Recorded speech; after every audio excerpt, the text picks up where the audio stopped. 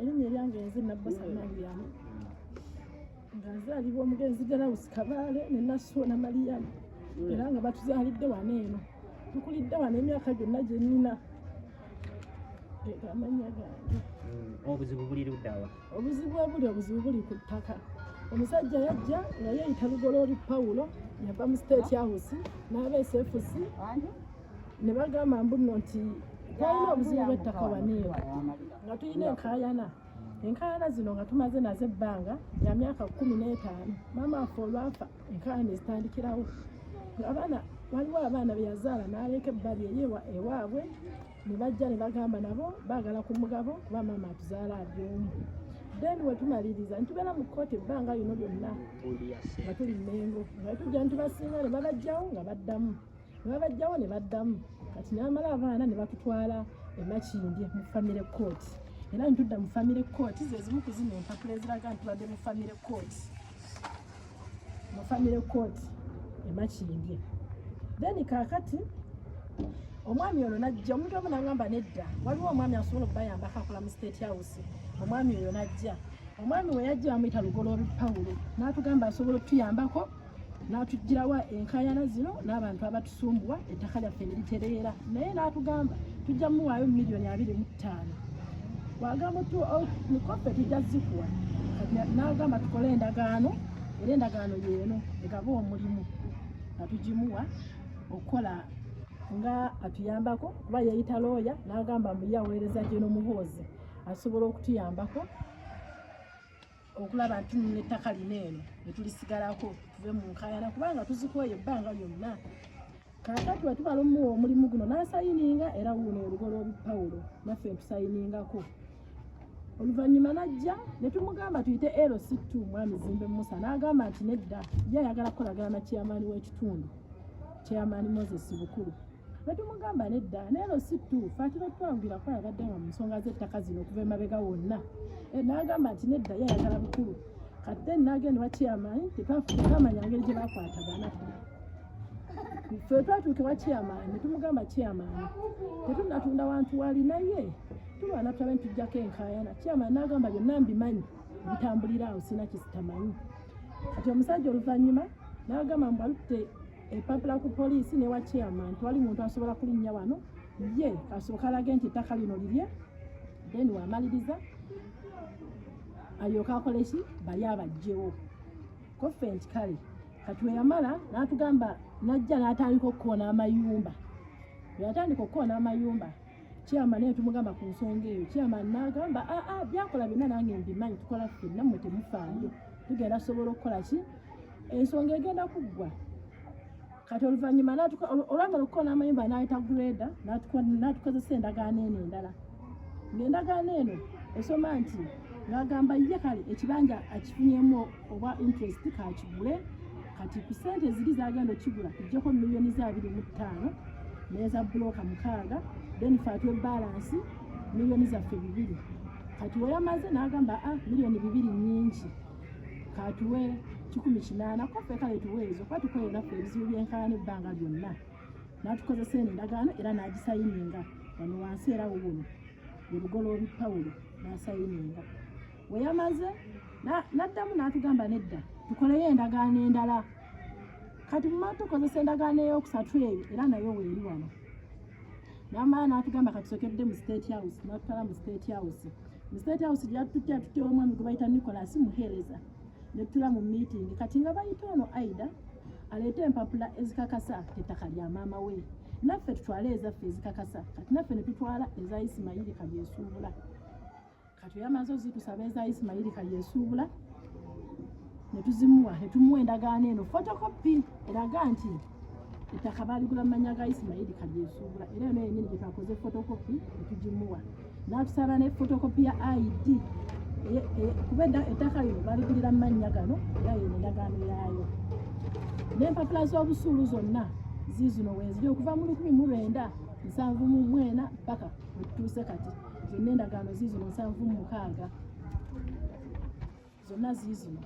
ziraga nti ettaka lirimanya ga Isimayiri olyesuubula. Kati omwami ono wayamaze n'atugamba otwamaze omuwakana akapapula ng'amaze okutwala mu State House n'alyoka n'akwata fotokopi ya ID eya Isima ne tumugamba naye nga Isima talina fotokopi ya ID n'atugamba nti mufunyeyo kyonna ekipapula ekiraga kale ekya LC netumufunira kino eno. Bwe twamufunidde kino n'akwata ekipapula kino n'akwata n'emu ku ndagaano zino zazzenga atukozesa n'ateekako ne kino ekipapula n'agenda ewa chairman ne bamukonerako stamp. Bwe yamaze omukonerako stamp chairman ne bagamba mbuno tetukyali ba wano era twavuddewo dda era essaawa zino ne chairman atugamba tetulina bwannannyini wano. Omusajja atwefuulidde n'agamba tetulina bwannannyini ettaka lye twalimuguzizza y'ensonga yo bwetyo bweri ettaka lino. Essaawa zino amayumba gaffe gonna baagakoonye abaana baffe tebasoma batudde tewali kyakulya kyokka n'ennyumba ennene byonna yabitunze tewali waasigadde batugamba tuve mu nju omusajja batandika okukola ebintu byabwe. Ensonga gye tuli ssente ze mwalagaana bakabawako mmeka? kati oluvannyuma n'amaana ajja nga bino byonna tannaba kumaliri ng'amaliriza bino yatwala mu bbanka yatutte mu bbanka. Twasanze chairman naye gyali nga mutuuzizza ali munda n'abagula ne sitampu mu kasawo n'atugamba mbu natwaddeko $3,35,000 tugabane ezo ffenna abaana 8 tuveewo tugende.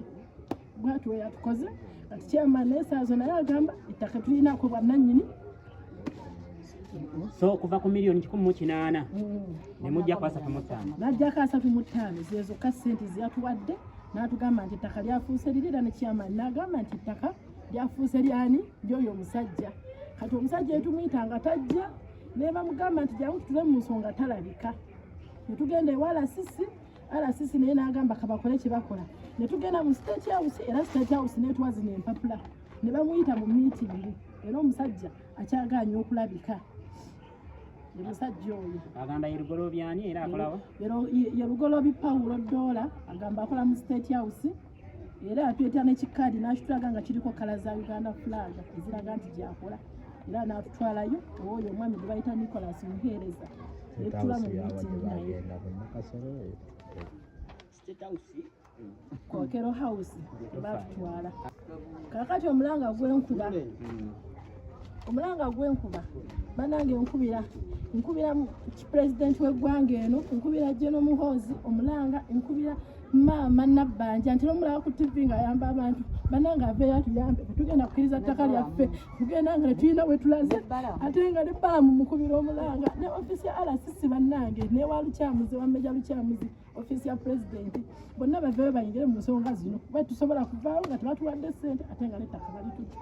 Gwe mulanga bannange gw'enkuba abaana baffe batudde essaawa zino tebasoma sukulu fees tewali kyakulya ennyumba zonna bazikonye zivuddewo tetulina we tudda tusula ku bunkenke. Ssentebe w'ekyalo yaani era we mwogerako naye agamba ki? Ssentebe w'ekyalo ye Bukulu Moses we twogerako naye agamba nti mmwe temuli baawo kyekigambo kyatugamba atugamba temuli baawo n'olwekyo mwe munoonye wagye mugiranga mudda era mutuufu ekyabadde kuba yatugambye nti yabadde n'omusajja ng'atandika bino byonna abadde abikola ano bakola ki kuba bamubuuza ssentebe ddala oba ogamba nti abaana tuzaaliddwa kuno otumanyi abo baali bakoona banyi tebafuna buvunaanyizibwa kujja kubuuza abakoona nti eriwa oda ekkakasa mbu nno temukoona nnyumba zino naye ssentebe yasirikira waali obula n'atugamba nti mbadde naye mmwe temufaayo byonna ngenda bikola mbimalirize. Kati essaawa zino omwami Lugoloobi bagamba ne bagenda bajja kuleeta ebyambalo by'amagye babisuule mu nnyumba bajje bafuula abanoonyereza ba poliisi batukwate tujja vaawo ku mpaka nga tebatuwadde ssente. Naye ffe kyetugenda okukola lwaki ekinaba kigaanyi tugenda kukwata emigugu gyaffe n'abaana baffe tubitula ku State House naffe tutuulaawo lwaki batuttirawo naye yonna etulabe kuba tugenda kukkiriza ba State House kujja kutubba nga naffe tulaba bwetti mu butuufu baveeyo batulwanirireko ku ttaka lyaffe kuba omusajja yava mu ofiisi yaabwe n'atulaga kaadi yaabwe n'ajja n'aba SFC kyetusaba bannange okutuyamba omulanga gw'enkuba eyo kaadi buloma yajja ng'agamba agenda tuyamba asobole okulaba nti atulwanirirako ettaka lino eno bali abatusumbuwa era n'akola endagaano gyensooso bbalaga ng'agamba tukole endagaano ng'omulimu tukola endagaano ng'omulimu atukolere kati yambe ku ttaka litereere kati oluvannyuma ate n'atandika okukoona amayumba n'agamba amaze okweta kulakita n'agamba mbuno nti ye kayingire mu buguzi mbwaligule ne tumugamba tusooke tumalirize byonna omulimu guli ogwasooka n'agamba nti nze ngenda bbawa ssente ne tubuuza ku chairman n'agamba temufaayo ffe tuli naye ndi naye nga nze bwatyo yatugambye tuzaalibwa wano era webukanga omwana olwo yajja wano n'agamba agula ttaka lino netuteesa emiwendo gyonna nga bwe byali n'amaana n'abaako $335 wali mu banka amabba $335 gabbo ne basenga sente n'agamba endala agenda kuzireeta amagabula agenda kuzireeta okuva olwo tadda mamekatooyo naye tusaba omulanga omukulembeze w'eggwanga minisita mama nabbanja mwenna mutuddukirira ku nsonga eyo sebo mwami Kalyesuula miliyoni bateesa 18 kati babawaddeko 35 ate omusajja abatiisatiisa okuva wano kino kitegeeza ki nga ggwe era yagamba n'okuŋŋamba ajja kumpamba bw'anansanga bonna kati nange ntambulira mu kulabe bwendi bwonna kubanga nze endagaano zonna ziri mu mannya gange ayagala yankwata mpambe oba nzite ye ajja akozesa obuyinza obwo nga nze siriiwo kuba byonna biri mu mannya gange amala okuzigyawo bwati bijja kumuwangulira tufuneyo abakakiiko ensonga zino zibadde zijja mu kakiiko kammwe naki kyemugenda okukolera abatuuze Bakaba tandika n'amanya amanya namala Josi Rugasira nga nze ndi ssentebe wa NRM mu kitundu kino ate nga nze ndi vice chairperson w'ekitundu kino nga nze nzirira mwami Moses Bukulu chairman w'ekyalo kino ensonga z'ettaka lino ndi mwenyamivu era siri musanyufu era nga sinaba na kugenda nti ngamba chairman oba ngamba ani nekubira omulanga ku kibiina ky'empagire kya NRM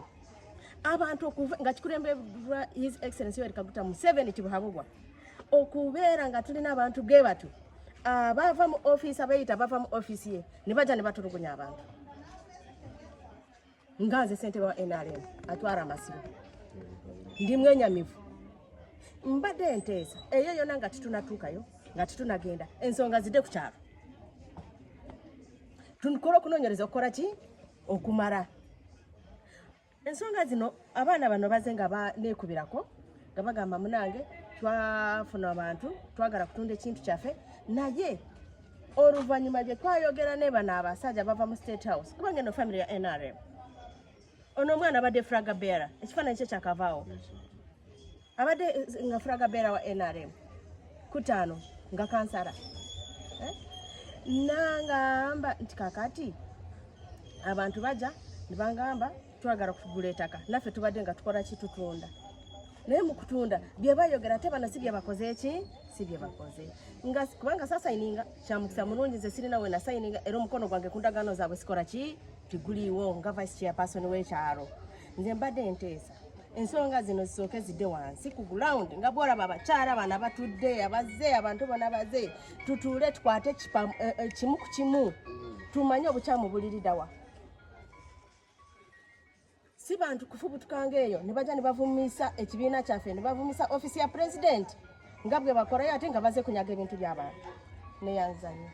kati mu ensonga ya ssentebe okubanga yeekobaana kutunda nga mwe ab'akakiiko mugenda kikolera kikuba baana ettaka kati liro ligenda ab'akakiiko ffe nga ffe tulina busobozi n'amaanyi gonna olw'ensonga bwe yali atunda teyatuyita bwe yali asayininga teyatuyita kati awo nange mba sirina wensobola okutandikira oli mukama wange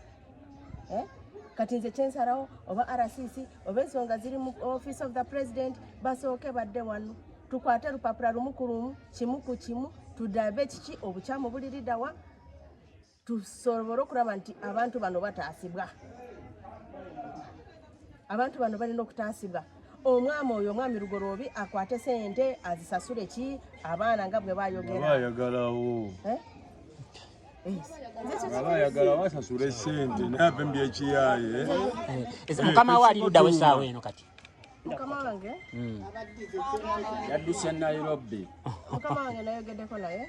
nangamba taliiwo ali Nairobi yadduse agamba ensonga zino nsogerako ki chairman ye bwe bamukubidde esimu yesterday yagambye bw'agenze Nairobi okumala emyezi 2 taliiwo kintu ekyosa neffe singa otuluma kati nga ffe aba movement okulanga abantu bava mu ofiisi ya president ne bajja ne bagamba tuvudde mu state house ne bajja ate ne balwanyisa aba movement owa state house alwanyisa ate owa movement kiba tekisoboka ekyo omuntu omu ffenna mutasobola kuva mu ofiisi ya president najja n'atulugunya muntu wa wansi kituluma nnyo kitwewuunyisa eno so tukuba omulanga president we Museveni mama Nabbanja balamu kisoboka balamu jangu tubeerere okuba mwana bano baganda baffe ate babagoba wano ng'omuntu ayagala bacyankanya bucyanka kiba kituyisa bubi kiba kitulumira ddala kubanga balina abaana kiganda lunene wano so tusaba mutubeereremu ano kuteesa ffe abageto structure naffe tukuyita jangu otaasa abaana bano nemmeja addamulira tukowoola abaana bano jangu bataase jeno ddamulira tukuyita tuli bakulembeze ba geto structure jangu tutaase jangu otaase abaana bano tubeereddewo Museveni tulwanirira Museveni ku ttaka wansi ate naffe ate muve waggulu naffe mukyankalanye kibi nnyo nalinawo ngenda okudaba mama banaŋŋamba kati bibakafulumiza ebweru n'obuntu babutadde wano bagambye batuwaddeyo emitwalo 9 tuveewo ali mulo nemugamba tugenda funa ali akayumba wammanga naye kanako sikangu mulo yane kali nkyabonabona nafuna ali mu parking w'embuteeka kyanoonya akayumba sinnakafuna nange nali mbera wa Mariamu wano ali mupangisaawo mulo tukyabonabona era mwana simubanga moyodde mukyali wange nnyo mwana kutoka tangu kwanze nkulidde kuno kunnabulagala bulumi bw'amaanyi ne mwana kyewuunyisa ate omuntu okubeera nga yakulyamu oluku nongamba ova mu state ate nojjamba otugunya abantu ate omulina otaasa abantu wamukkamwererera sita kubakulabisa gubamukka batuwemu ku budde tesotinge batuleke tubeere fiiti lwaki erinnya eryange Najemba Masitula Kajati omutongole wa Ssaabasajja Kabaka ku kyalo kino njogera ng'omutongole kati wa Ssaabasajja Kabaka ku kyalo kino kubanga nze vunaanyizibwa ku ttaka lino Ssaabasajja Kabaka ebintu mwena mubimanyi bulungi nti obuganda bwaddizibwa obwabyo kitegeeza nina obuyinza ettaka lya Ssaabasajja Kabaka naye ebikolebwa wano siina n'ekyo kyenkola ki kyenkimanyiiko kitegeeza nti byonna biri muki obukyamu kubanga bw'oba ozze okugula ku ttaka lya Ssaabasajja Kabaka osooka kunoonya mutongole nga tonnanoonya na LC1 osooka kunoonya ki mutongole eryo etteeka lyayita ne libeerawo naye ebikolebwa wano siina kyenkimanyiiko ate nga omukyala nannyini waawo nali mumanyi Omumbejja Nasuna Mariam n'azaala abaana be ne bakulira wano era abaana abo ffenna kwe kuvaayo boolaba abavudde wano tuli baneiba ate ndi mwami wa Ssaabasajja Kabaka so nziza okujja okuyimirira wano nankakasa eggwanga nti ebikolebwa ku ttaka lya Ssaabasajja Kabaka abatongole tuba tetukola ki tetubimanyi ate nga twalibadde tuteekeddwa okubimanya kubanga ffe tusookerwako kitegeeza biri bweruwa omusajja gwe boogerako Lugoloobi omumanyi muwulirako muwulira naye simumanyi kubanga tatuukangako mu maaso tebeeyanjulangako mu ofiisi teyeyanjulangako mu ofiisi yange naye nga muwulira era nziza omuwulira ebbanga lyonna nga bweŋŋamba omwana oyo ne mugamba naye kakati bino bituukawo bitya nga nze omutongole simanyi naŋŋamba omusajja atugamba ajja naye takola ki tajja kitegeeza ababuzaabuza wawuliddeko nti babatiisatiisa ate ne wano baveewo nga tebanaba basasula ebyo byonna mbiwulira ajja n'abiŋŋamba ne mugamba nywera tekisoboka era kakati nga bwe muzze kitegeeza kituuse ku nkomerero yakyo kubanga kigenda kumanyikibwa eggwanga lyonna mbiwulira byonna se amanya nakano akisaafiri nze nina ennaku kuba Maria mulekwa naye ate nebuuliza chairman okuyita emabega Maria nga batunda ettaka lyabwe ate nga babatiisatiisa bave mu nnyumba. Maria mulekwa alagibwa n'abaana. Tusaba buyambi Pulezidenti Museveni, Maama Fiina bonna bekikwatako batuyambe. Maria talina wasula n'abaana, talina kubanga babatiisatiisa n'okubatta. Olwedde ettaka lya maama waabwe baafiirwa bano bamulekwa era tubamanyi.